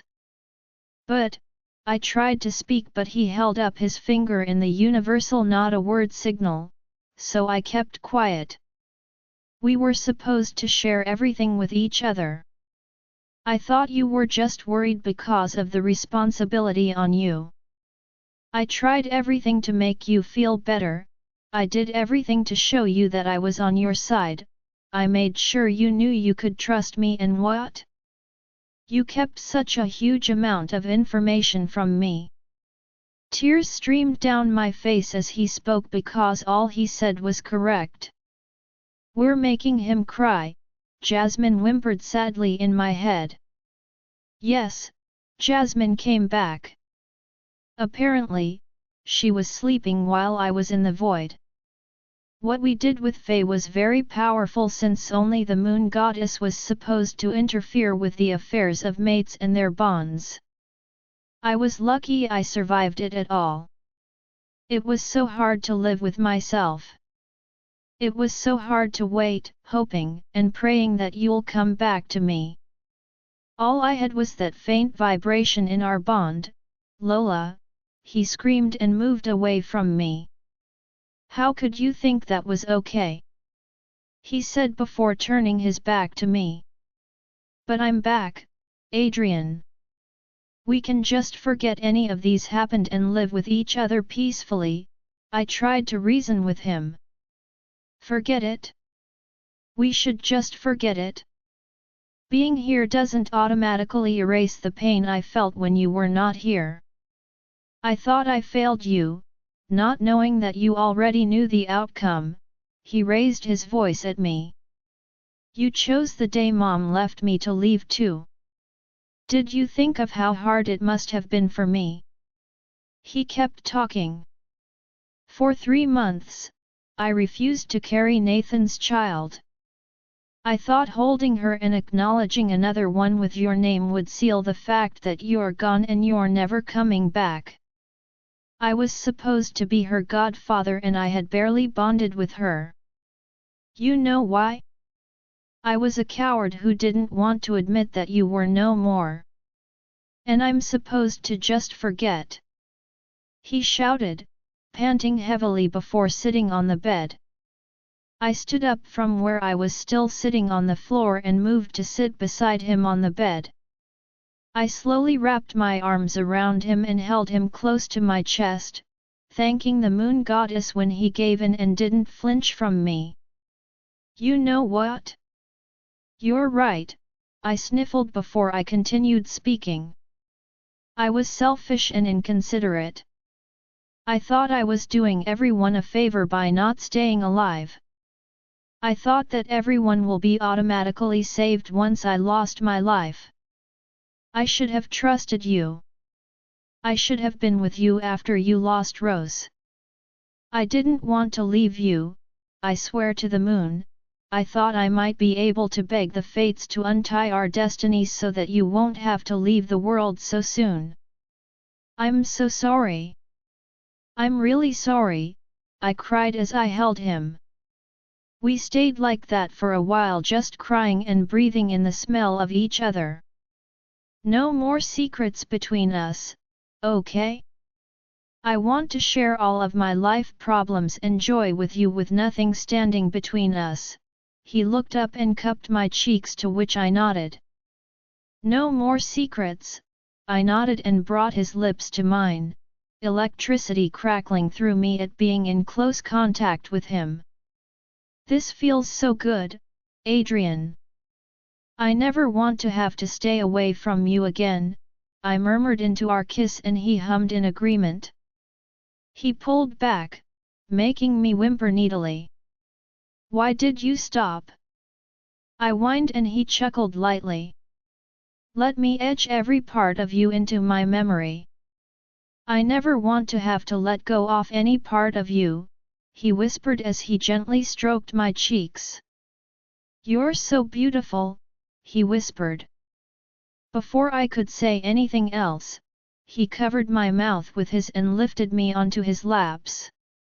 Our making out was interrupted by a shrill sound and Adrian groaned in anger. He stomped over to where his phone was lying on the floor, probably from when he was sitting down there, and picked it up. "I swear to God, you better have a good reason for calling me now or I will," he started speaking but was cut off by the other voice on the line. "Thank God you're okay," Nathan said, sounding relieved. "I was not able to reach you through the mind link and I felt you getting stressed for a while before it got cut off. Are you fine? Is everything alright with Lola? I mean not okay but you get what I mean." He took a deep breath before he continued speaking. "Do you want me to come over?" he asked after a while but Nathan shook his head. "No, man, I'll be over in a few." "Are you sure?"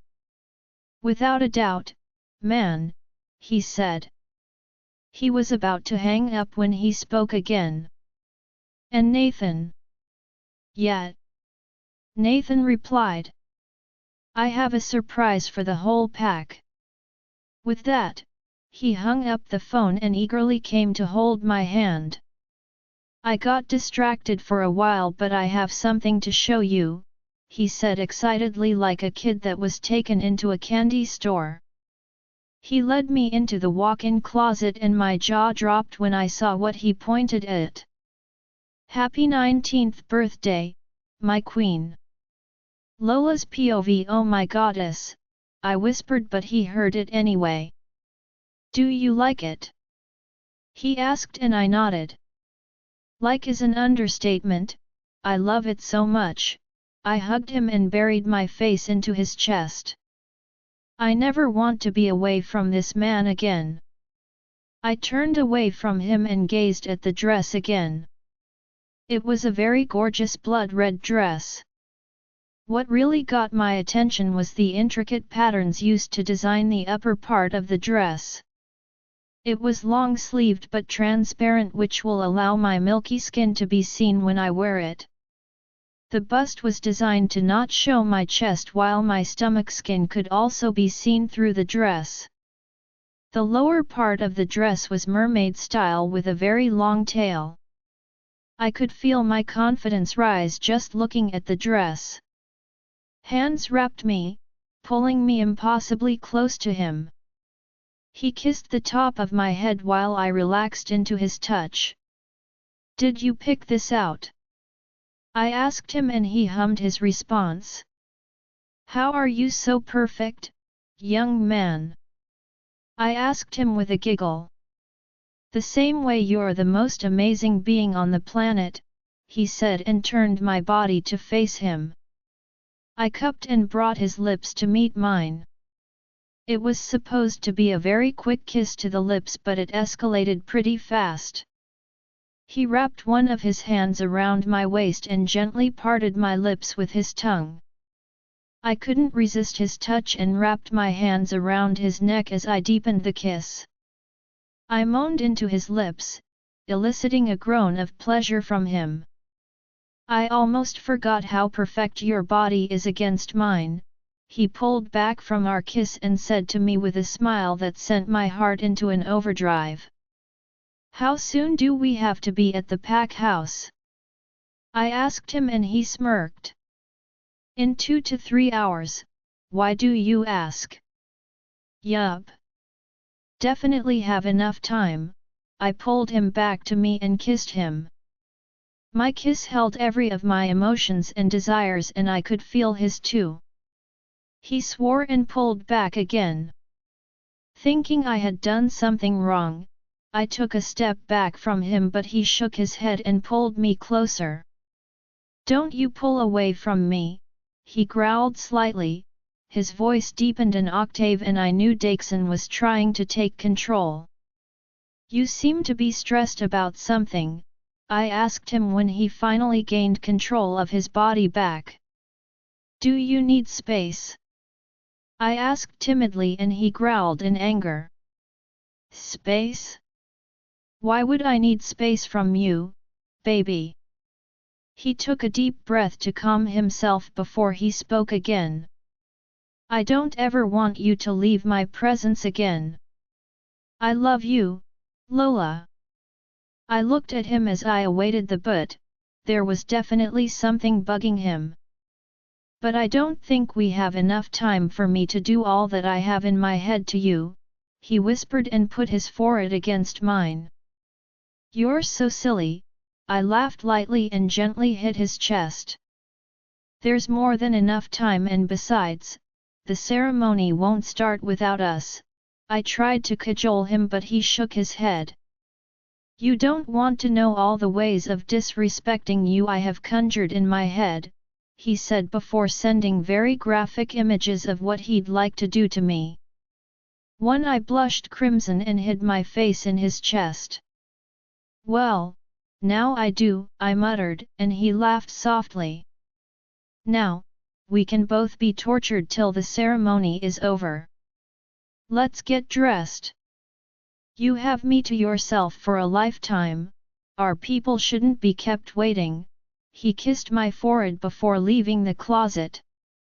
I'll use another room to get ready, he shouted, and I heard the door close after him. I walked over to my clothes and felt the fabric between my fingers and sighed dreamily. I'll just take a quick shower, I thought. You literally showered like an hour ago, Jasmine teased me. That was to rid me of any smell before Adrian came back, I huffed and she laughed. I'm glad we're back, she sighed dreamily after a while. Me too, JAS, me too. I took a quick shower, if showering for 30 minutes can be called quick. I thoroughly scrubbed my body with my favorite scented soap and made sure I washed my hair till I was satisfied. Humming happily, I twirled into the room. I did a happy dance as I dried my hair, styled it and applied a little makeup. I giggled as I went to the closet to put on my dress. I was struggling with the zipper when Adrian came inside and helped me with it.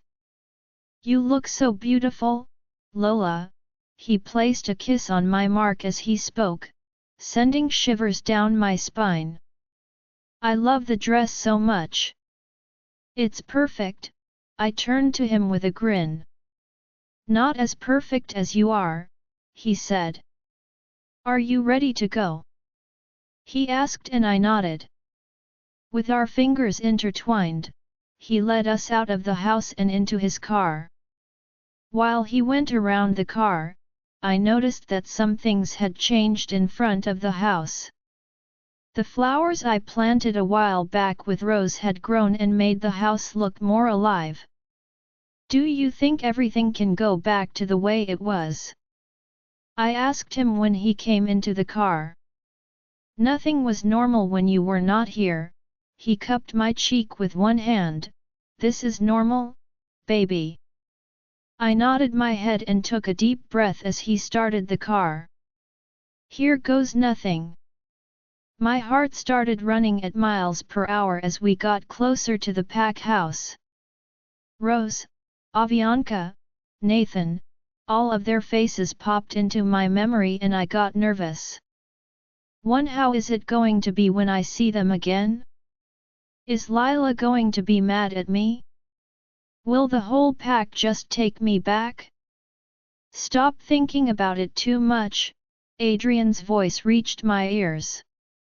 I looked up from my hands and realized we've gotten to the pack house. "I'm here now. Is everybody in the garden already?" Adrian said from beside me. "You'll see me in a minute," he hung up the call. He must have been talking to Nathan. "Everyone is waiting," he said as he got out of the car and came over to my side to open the door for me. "Let's get this show on the road," he said with his boyish smile that melted my heart. I nodded and took his hand before stepping out of the car. "Be still, my heart," I said to myself as we walked towards the door leading to the garden.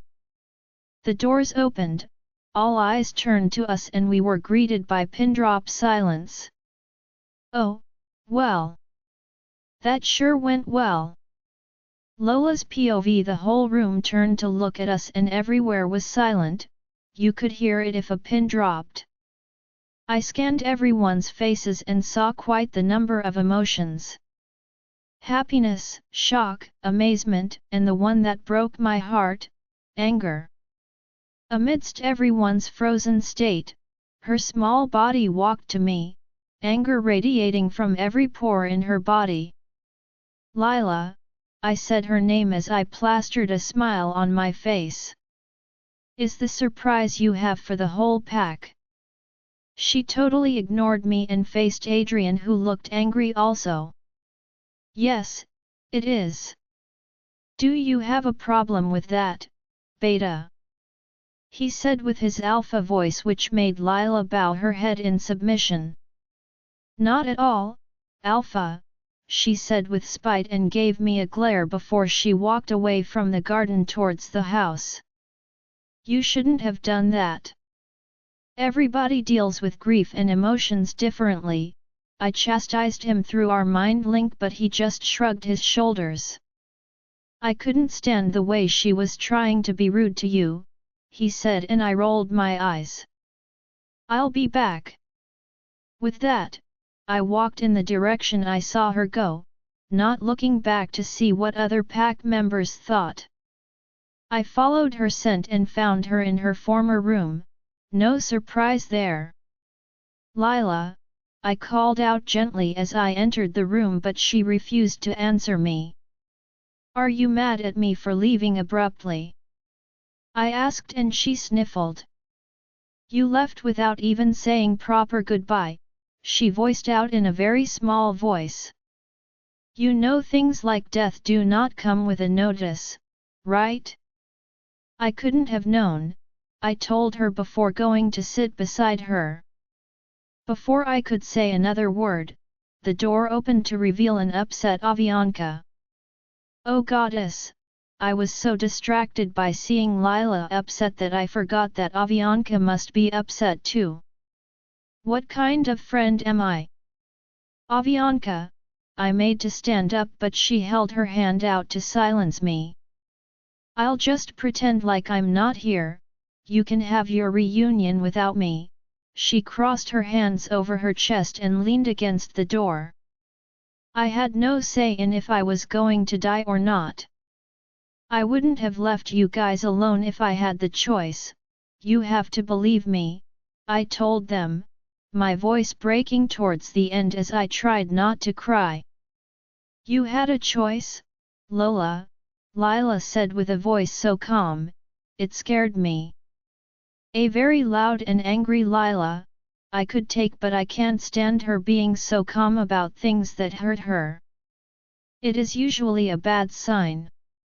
Yeah, Serena told us that you knew you were going to die. She told us that you could have lived if you hadn't gone ahead to play hero and save Faye. Avianca spoke up from where she was leaning by the door and I sighed. I guess there's no point in keeping it a secret, they already know everything. I couldn't bring myself to tell anyone, I'm so sorry, guys, I said in a small voice and Lila scoffed. You had different opportunities to tell me, to tell us, but you kept mute, Lila said, her voice rising with every word. You promised to be my daughter's godmother, guess who wasn't around when I gave birth to her? Because Adrian blamed himself for what happened to you every day, he refused to touch my daughter for 3 months, she was basically screaming at this point. He is her godfather. Do you know how much Nathan is hurt that his best friend avoids his daughter? Do you know how much your selfishness has cost us? Tears were streaming down her cheeks as she screamed in my face. I cried as I realized just how hurt everyone that matters to me was because of my selfishness. I'm sorry, I'm so sorry, I kept on repeating while crying. I can't even stay mad at you for long, Avianca said before coming to wrap her hands around me. I missed you so much. Every day that you were not here was a torture. Don't ever do that again, she cried into my neck and I hugged her back. Never, never again, I smiled through my tears and we pulled back from each other.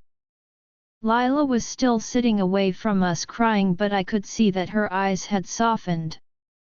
Are you going to be mad at me forever? Even when I'm your daughter's godmother? I asked as I held my arms open for her. She rolled her eyes before she hugged me. I missed you so much, she said in a small voice. I want a hug too, Avianca said before hugging us, making it a group hug. Oh goddess, the ceremony. Everyone must be waiting for us, Avianca exclaimed but Lila just waved her off. The star of the show is here, the ceremony isn't going anywhere without her. The ceremony is for me. I asked in confusion and they both nodded. It's your 19th birthday, of course, Adrian threw a party for you. Even though no one knew you were going to come back to us today, Lila said and my heart swelled. We got the best man in the universe, Jasmine said happily through our mind link. We sure did. Let's not keep the whole pack waiting then and I also have to see my goddaughter. She looks exactly like you, I can't wait to hold her in my arms, I said exactly. Did Adrian already tell you all about her? I knew he adored her though he refused to carry her. She clapped her hands together like she just discovered the biggest secret of the century. Not Adrian, the fates showed me, I laughed. That's not to be discussed now, let's get this show on the road, shall we? I asked while fist pumping the air and we all cheered. Thank the moon that I left some makeup around here, we all look like casts for a horror movie, Lila said and we all laughed about it.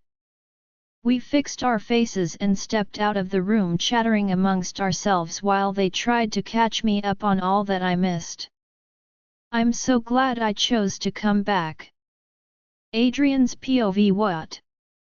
Nathan Whisper yelled at me once Lola left to go after Lila. What? I asked him. Are you being serious right now? When you said you had a surprise for the pack, that was it? He asked and I nodded. His eyes bulged out of their socket in astonishment and I know that he would have scratched his head if he wasn't holding Lola. When did she wake up? He asked as he gently rocked Lola that was starting to wake up in his arms. She was already awake by the time I got back to the house, I replied happily. Lola started crying but Nathan was trying to talk to me and rock her at the time which was just not working since she started kicking harder. I think she needs to be fed, he muttered as he started pacing around lightly to pacify her. He gently placed her to his chest but she kept kicking. Her head rolled to my side and my heart hurt watching her cry. I reached out a finger to her and she suddenly stopped crying and held onto my finger tightly like a lifeline. Hi, cutie, I cooed and she smiled, making my heart feel funny and fuzzy. Well, it's high time you paid her attention. My angel can finally get her godfather's care, Nathan said. I looked up from her face and realized that he had stopped pacing. She's perfect, I told him before turning my attention back to her. My heart fluttered at the thought of having small versions of her running around in our house. Do you think I'll be a great dad? I blurted out before I could think too much about it. Think? I know you're going to be an awesome dad, Adrian. He gently shifted Lola to one hand and gave me a pat on the back. With those little fingers still wrapped around my large one, I motioned to Nathan that we should move towards the stage. As soon as we stepped on stage, the whole pack went silent and all attention was on me. Good evening, everyone, I greeted and cleared my throat before I continued. Tonight was supposed to be used to celebrate your Luna that gave her life to save one of us, but it's now a celebration to welcome her back into our midst. It was hard to rule without her by my side, it was so hard. Language, man, Nathan said and everyone laughed, including me. What I'm trying to say is that after those 3 months of navigating through life without her, she's finally back and I hope we'll all treat with the same respect and loyalty that you accord me as your alpha. Tonight, we celebrate not just our Luna's 19th birthday but also her return to us from the brink of death. Let's party away, people, I bellowed with unbridled happiness and cheers of heartfelt happiness erupted from the crowd. I looked towards the fingers still holding onto mine and my smile widened. You need to get your mind out of the gutter, mate, Dixon teased and I chuckled. Don't act like you don't want it to, I said and we both laughed. The doors to the garden opened and my queen walked in, flanked by Lila and Avianca. She was smiling brightly as she walked up to me, happiness radiating from every pore of her body. Her eyes caught my fingers that was in little Lola's own and her eyes glistened slightly. You finally touched her, she said through our mind link. She clearly isn't ready to let go, I joked, and we both laughed. She walked on the stage, gave Nathan a side hug before she came to stand beside me. She cleared her throat and that single sound brought the pack to a standstill. Everybody held their breath as they waited for her to speak.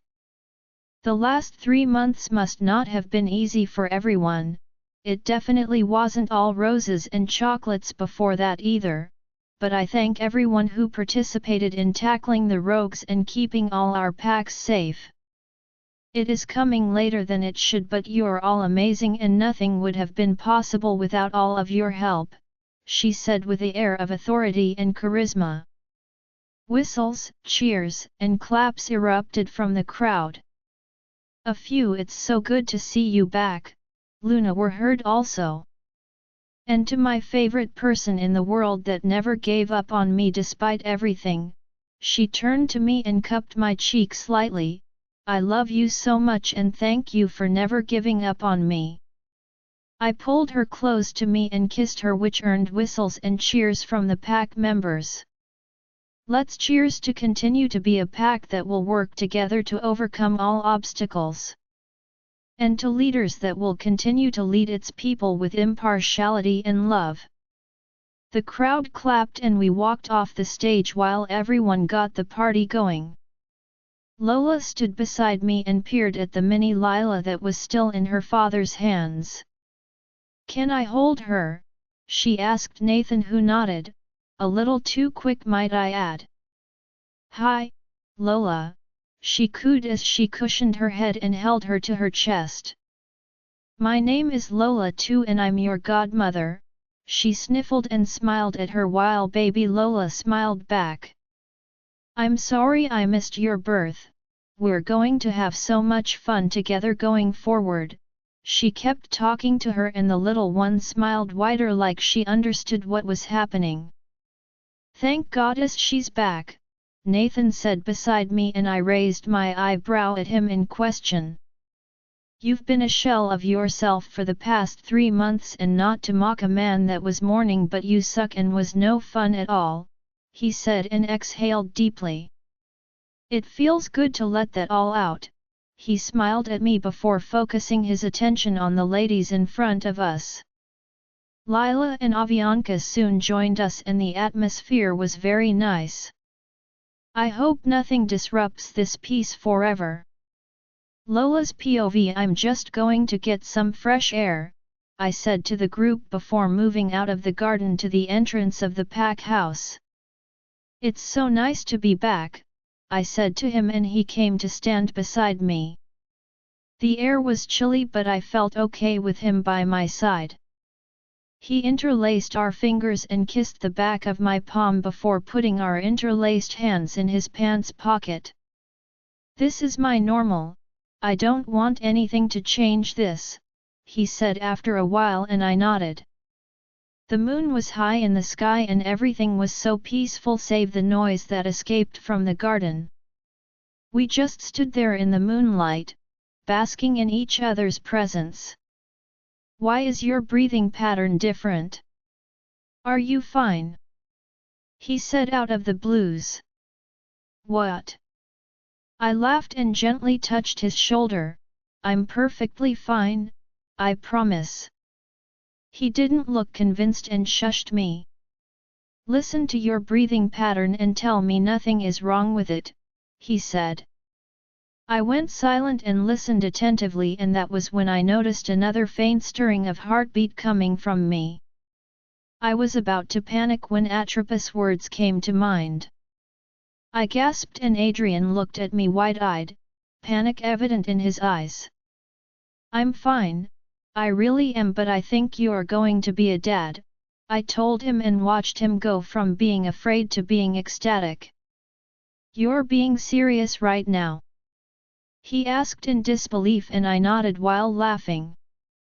"I'd never play with you like that," I assured him. He lifted me off the ground and spun me around before hugging me tightly to him. "I love you, Lola," He placed a chaste kiss on my lips before kneeling down and placing his ear on my belly. "You're going to be the luckiest kid in the world. I'll bring the world down for you and mommy if I have to, I promise," he talked to my belly.